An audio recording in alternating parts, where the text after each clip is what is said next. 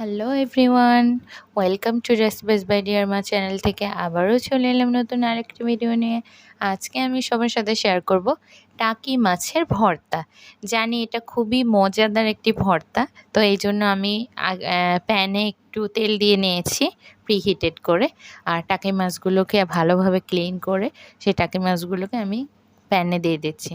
আর টাকি মাছ খুবই ভালো এবং সুস্বাদু মজাদার একটি মাছ।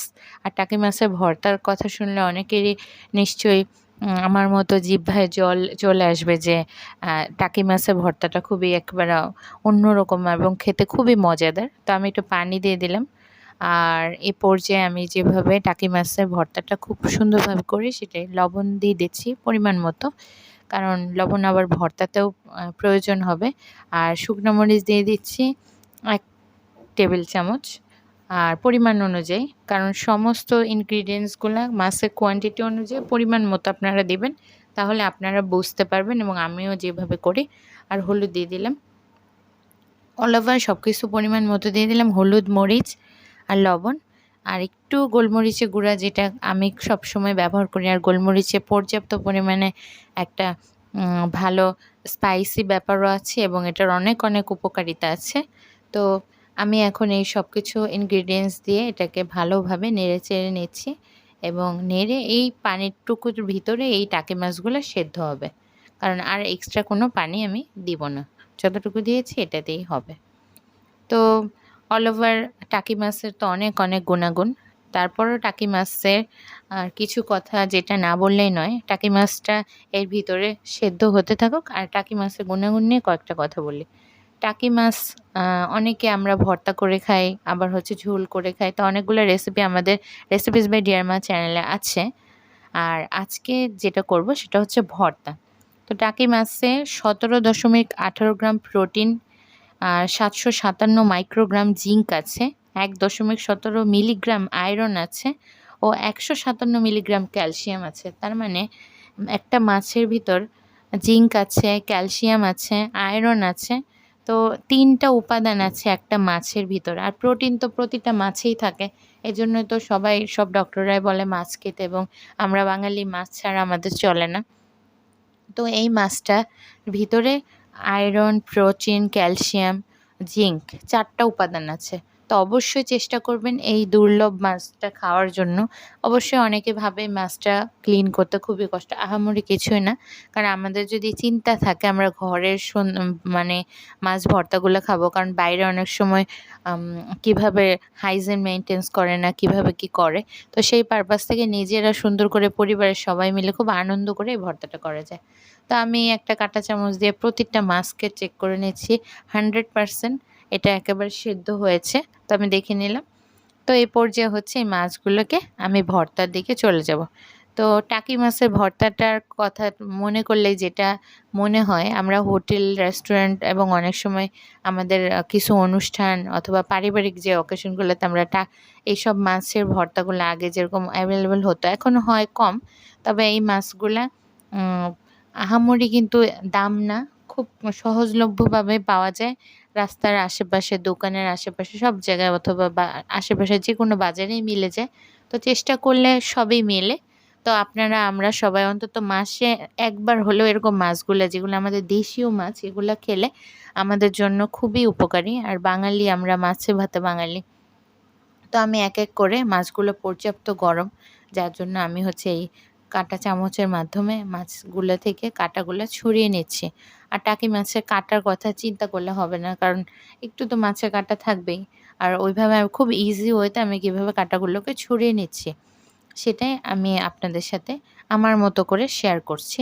আর আপনারা অবশ্যই এই রেসিপিটা পুরোপুরি না টেনে রেসিপিটা দেখবেন এবং রেসিপিস বাই ডিয়ার মা চ্যানেলের সাথে থাকবেন। আর মায়েদের খেয়াল রাখবেন, যত্ন নেবেন এবং সবাইকে সম্মান করবেন এবং ভালোবাসবেন। আর এভাবে একটু একটু করে প্রতিটা মাছের কাঁটাগুলোকে ছড়িয়ে নিচ্ছি। আর টাকি মাছটা এক ধরনের যেটা এক একটু উপরের দিকে যে কালো কালো থাকে, তো এটা ক্লিনিংয়ের জন্য একদিন টোটালি টাকি ক্লিনিংয়ের একটা রেসিপি দিব। তো সেখানে দেখাবো। আর এটা খুবই সহজ একটা ওয়েতে আপনারা ক্লিন করে নিতে পারবেন। যারা জানেন তারা তো জানেন, যারা না জানেন তারাও খুব ইজি ওয়েতে করে নিতে পারবেন। তো এক এক করে মাছগুলোকে আমি একটা বড় ট্রেতে নিয়েছি, তার জন্য আমার খুবই সুবিধা হয়। এরকম বড় একটা ট্রের ভিতরে আমি বড় প্লেট, এটার ভিতরে আমি মাছগুলোকে ক্লিন করে নিয়ে কাটা ছড়িয়ে নিচ্ছি এবং হচ্ছে সবগুলো মাছকে আমি কাটা ছড়িয়ে নিয়েছি। এখানে আমি ৮ পিস মাছ নিয়েছিলাম। তো ৮ পিস মাছে মোটামুটি ৫০০ থেকে ৫৫০ গ্রাম হয়। তো ৫০০ গ্রাম মানে এত আধা কেজি। আর আমরা যেহেতু এক পরিবারের সবাই মিলে এটা খাবো। আর এই মাছ ভর্তাগুলো আমাদের ফ্যামিলি যারা মুরব্বি একটু মানে মা, চাচি, খালা এনারা বেশি পছন্দ করেন। আর এইটাতে এই মাছ ভর্তাটাতে যথেষ্ট পরিমাণে ঝাল দিব। কারণ মাছের কথা ভর্তার কথা চিন্তা করলে ঝালটা অবশ্যই আসবে। তা আমি এইদিকে একটা প্যান নিয়ে নিয়েছি আর এটার ভিতরে আমি হচ্ছে শুকনা মরিচ দিয়েছি। দেখতে পাচ্ছেন লাল, লাল কি সুন্দর শুকনো মরিচ অনেকগুলো দিয়েছি।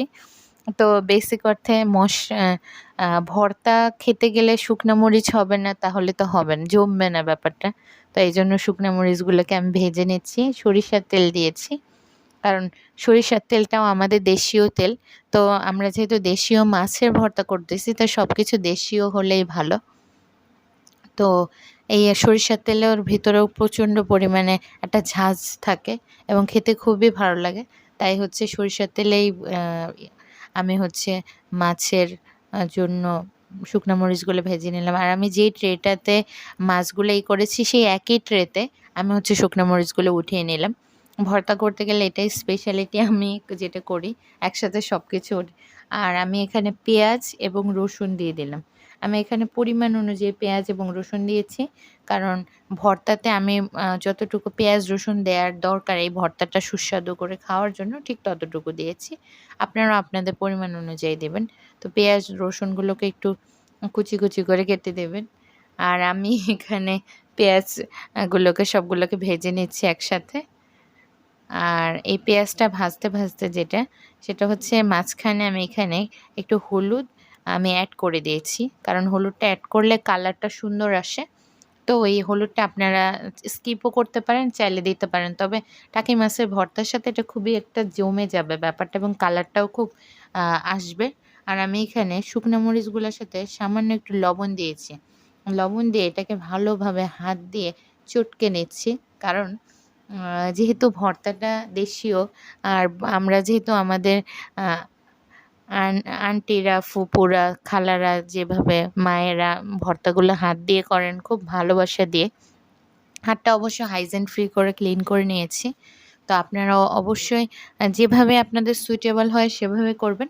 তবে আমি আমার জায়গা থেকে হাত দিয়েই আরকি মরিচগুলোকে মাখিয়ে নিচ্ছি এবং আমার যে ভর্তার জন্য শুকনা মরিচগুলো মাখানো শেষ। আর আমি তো কাটা আগেই সবকিছু ওকে করে নিয়েছিলাম। তো সেই ক্ষেত্রে খুবই সহজেই আমি কাটাগুলো ছড়িয়ে নিয়েছিলাম। আর এখানে আমি হচ্ছে পেঁয়াজ আর রসুনগুলো যে ভেজেছি সেগুলো হচ্ছে একটা সাইডে নিয়ে নিচ্ছি। দেখতে পাচ্ছেন একটা ট্রেতে পেঁয়াজ, মরিচ, মাছ সব রাখার পরও অনেক জায়গা আছে। তো এক, এক করে পেঁয়াজ, রসুন আর হচ্ছে এই শুকনা মরিচের এই মিশ্রণটার সাথে এগুলোকে একসাথে মিশিয়ে দেব। দেওয়ার পরেই হচ্ছে আমি মাছের ভর্তাটা ওকে করে ফেলবো। আর অনেক মরিচ মনে হচ্ছিল কিন্তু পেঁয়াজ আসার পরে দেখা যাচ্ছে পারফেক্ট। কারণ একটু ঝাল হবে। কারণ যদি ঝাল না লাগে ভর্তাতে তাহলে কিন্তু খেতে মজা হয় না। আর যারা ঝাল খেতে চায় না তাদের আসলে ভর্তা উম খেলে আপনারা আপনাদের সুবিধা অনুযায়ী করবেন। তবে আমি আমার জায়গা থেকে মনে করি ভর্তাতে একটু ঝাল হওয়া দরকার আছে। তো এক, এক করে সবগুলা টাকি মাছের যে মিশ্রণগুলো রেখেছিলাম কাটা ছড়ানোর পরে সেগুলোর সাথে আমি এটাকে হাত দিয়ে মাখিয়ে নিচ্ছি। আর এক, এক করে সবগুলা পেঁয়াজ রসুনের সাথে যেভাবে ভর্তাটা মাখাতে হয় সেভাবে হয়ে গেল খুবই সুন্দরভাবে এবং ইজি ওয়েতে ভর্তাগুলো।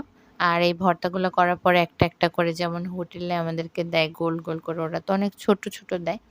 তো আমরা যেহেতু বাসায় খাবো তাই একটু বড়, বড় করেছি। তো একটা, একটা করে গোল, গোল করে আমি হচ্ছে নিচ্ছি। আর আমাদের পরিবারে যে কয়জন সদস্যরা খাবে সেই অনুযায়ী আমরা একটা, একটা করে গোল, গোল করে নিচ্ছি। আর আপনারা চাইলে এরকমও করতে পারেন অথবা একটা বাটিতেও রাখতে পারেন। তবে এটা দেখার সৌন্দর্যের জন্য ভালো লাগছে। তো হয়ে গেল আজকের মতো টাকি মাছের ভর্তা। আর টাকি মাছের পর্যাপ্ত গুণাগুণ আছে। টাকি মাছ খাওয়ার চেষ্টা করবেন সবাই। আর এখানে যেহেতু এত বড় একটা খানদানি মেহমানি প্লেট নিয়েছিলাম, তাই এই প্লেটের ভিতরে আমরা একটু যদি ভর্তা না খাই আর ভাত না খাই তাহলে তো হবে না। আর আমি এই ভর্তাগুলো ভাত দিয়ে পরিবেশন করেছিলাম। আর ভর্তা তো গরম ভাতে খুবই ভালো লাগে। তো সেই জন্য হচ্ছে এক এক করে ভর্তাগুলা মানে খাওয়া হচ্ছিল। আর ছোট বাচ্চাদের জন্য এটা একটু ঝাল, তারপরেও তারাও একটু ট্রাই করেছে।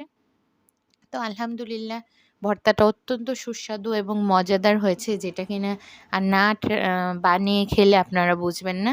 তো আজকের মতো আমাদের রেসিপি এখানে সমাপ্ত, এবং সকলে ভালো থাকবেন। আর এরকম মজার মজার রেসিপি পেতে আমাদের সাথে থাকুন, এবং সকলেই এরকম রেসিপিগুলো ট্রাই করবেন।